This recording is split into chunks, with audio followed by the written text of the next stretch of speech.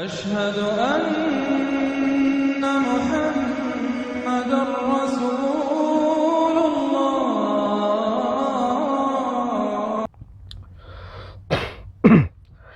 जब आप ठंडे दिमाग से सोचेंगे कि काल की अवतार जब आएंगे तो पापियों का, धर्मियों का नाश करके धर्म स्थापना करेंगे, चारण आएगा तो जालिमों का खात्मा करके चैन अमन पैदा करेगा और एक झंडे तले, एक कानून के तले सबको लाएगा, वही बात कही गई है। महापुरुष भी देश विदेश में शांति लाएगा। शांति तभी आएगी जब जालिमों का मुकाबला करेगा। ठीक है, तो ये बात कही गई है कि अधर्मी का नाश करके धर्म की स्थापना होगी। अधर्मी को नाश करके, उसको दुष्ट पापियों को मार करके फिर धर्म की स्थापना होगी। जब तक दुष्ट पापी रहेंगे तब तक काल की अवतार धर्म की स्थापना नहीं कर पाएंगे, क्योंकि अधर्मियों को मारना आवश्यक है। तो सबसे पहले आपको ये सोचना होगा कि तीनों महापुरुष, क्या वाकई में ये तीन महापुरुष हैं? अगर इस जमाने में अधर्म अपने उरूज पे होगा, अधर्मी अपने उरूज पे होंगे, कत्लेआम अपने उरूज पर होगा, जुल्म अपने उरूज पे होगा, तो क्या इसके खात्मे के लिए वाकई तीन महापुरुष हैं? एक काल की अवतार, एक शायरन और एक महापुरुष। और ये तीन के तीनों के बारे में बताया जाता है कि हिंदुस्तान में पैदा होंगे। यानी पापी क्या बहुत बड़े हैं, अधर्मी क्या बहुत बड़ी संख्या में है। उनके लिए एक काल की अवतार काफी नहीं, या एक शायरन काफी नहीं, क्या एक महापुरुष काफी नहीं? तो जहां तक मैं सोचता हूं, जहां तक मैं समझता हूं, जहां तक मेरा इल्म है कि देखिए, अगर एक ही जमाने के अधर्मियों को नाश करके ईश्वर धर्म की स्थापना करना चाहता है, तो फिर उस जमाने में एक ही महापुरुष आएगा। कभी कभी होता है एक से दो भी होते हैं, एक से तीन भी होते हैं, लेकिन जहां तक मैं समझता हूं कि ये जो काल की अवतार कहा गया है और शायरन कहा गया है, महापुरुष कहा गया है, ये तीनों हिंदुस्तान में ही पैदा होंगे। ये अलग अलग भविष्यकर्ताओं ने भविष्यवाणी की है। काल की अवतार की भविष्यवाणी धर्म ग्रंथों में पाई जाती है।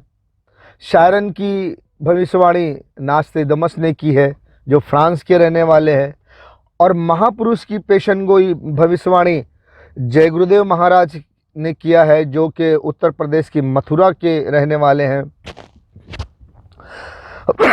तो अलग अलग इन्होंने भविष्यवाणी की है, लेकिन ये तीनों ने किया है कि वो हिंदुस्तान में पैदा होगा, और वो खास करके उत्तर प्रदेश का जिक्र किया है। काल की अवतार का कई और जगह भी आया है कि वो पैदा होंगे, लेकिन काल की अवतार का उत्तर प्रदेश का भी जिक्र है, महापुरुष का उत्तर प्रदेश का जिक्र है। काल की का उड़ीसा में कहते हैं, कोई उड़ीसा में कहता है, कोई उत्तर प्रदेश में कहता है, और कोई अपने अपने हिसाब से कहते हैं। नास्त्रेदमस ने कहा कि चारण वहां पैदा होगा जो एक द्वीप होगा।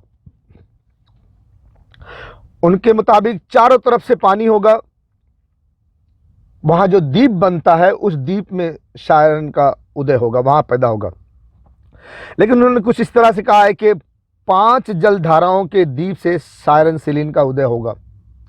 उस क्षेत्र में वो पैदा होगा जो 3 तरफ पानी से घिरा हुआ होगा। तो ऐसी जगह कहीं होगी मुझे क्या तो बहरहाल तीनों पैदा होंगे। जहां तक मैं समझता हूं कि अगर एक ही जमाना है और एक ही अपराधी हैं, अधर्मी, तो वो ये जो तीनों है, महापुरुष, काल की अवतार और शायरन, ये तीनों एक ही कोई महापुरुष है। ऐसा मुझे लगता है। हालांकि वक्त साबित करेगा सब। वैसे तीनों महापुरुष जहाँ तक मैं समझता हूँ कि एक ही हो सकते हैं। इनकी अपनी अपनी बहुत सारी निशानियाँ हैं। काल की अवतार के भी बारे में बताया गया है लमसम कि उनके 4 औलाद होगी। नास्टेदमस ने भी कहा है कि सायरन के 4 औलाद होगी। और महापुरुष के बारे में शायद ऐसा कुछ नहीं कहा गया है, पता नहीं, जो भी है। तो जहाँ तक मुझे निशानी देखने को मिली है यूट्यूब पर, लमसम एक दूसरे से मैच करती है।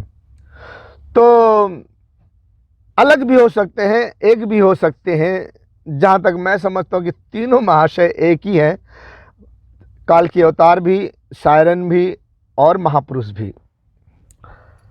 तो मेरे दोस्तों, आप अगर काल की अवतार को देखना चाहते हैं, परखना चाहते हैं, सायरन को समझना चाहते हैं, महापुरुष के बारे में जानना चाहते हो, तो इनसे पहले इनके खिलाफ जो खड़े होंगे अधर्मी जो हैं उनको पहले देखो।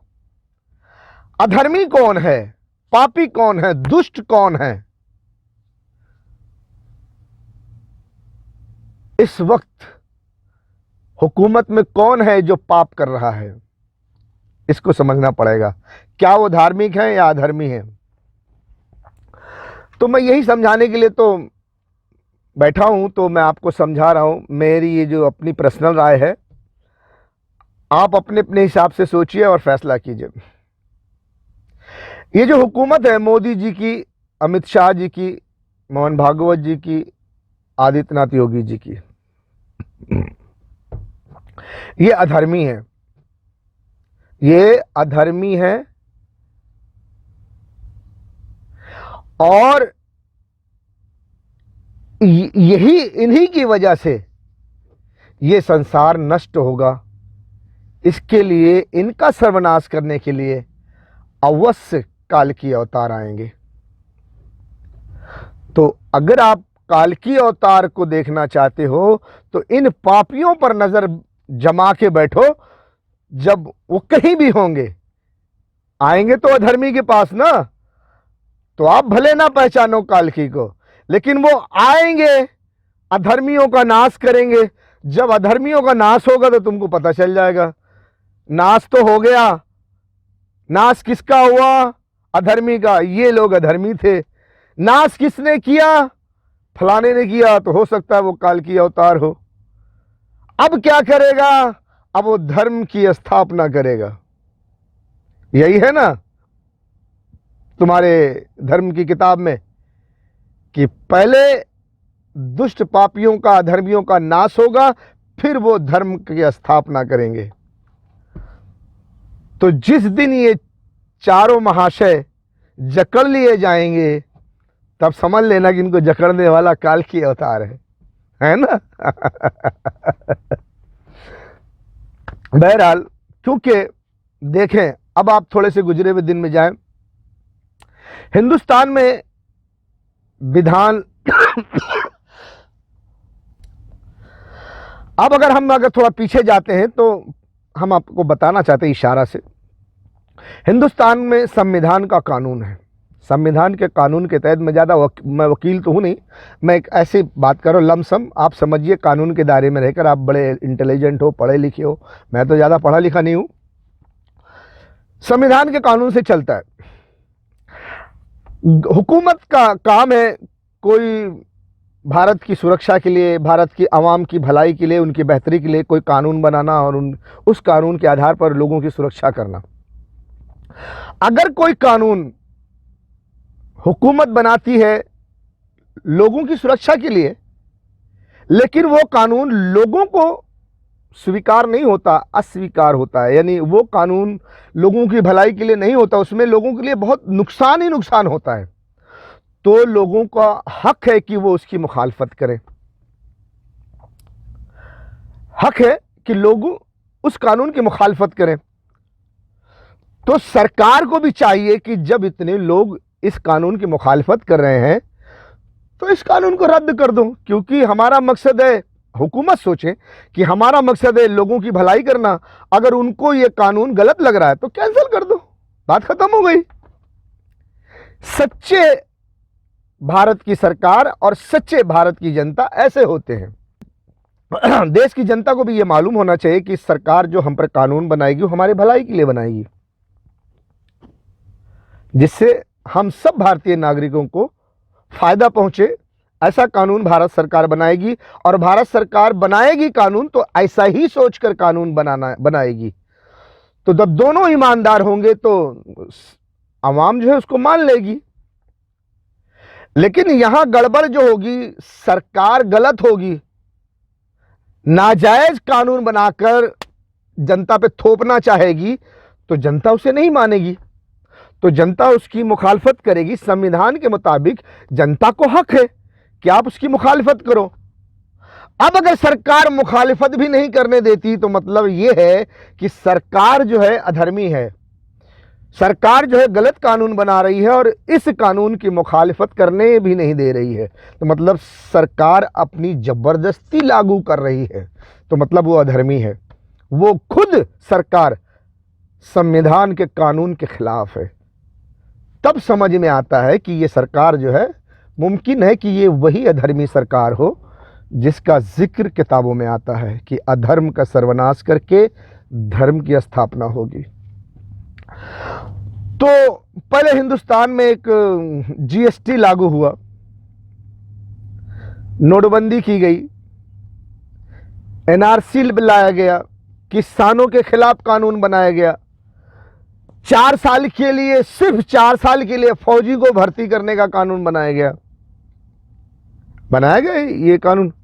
एक कानून और मैंने सुना, 21 साल तक लड़कियां शादी नहीं कर सकती, कानून के खिलाफ।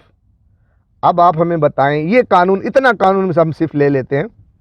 अब इस पर थोड़ी सी वीडियो बनाऊंगा आपको। अब इतने से कानून को हम एक एक कानून आपके सामने पेश करता हूं, एक एक कानून के क्या नजरिया होना चाहिए इन कानून के लिए वो मैं आपको बताऊंगा। जो भारत का सच्चा इंसान है, भारत के हित में सोचने वाला, वो जरूर इस बात को समझेगा और सोचेगा।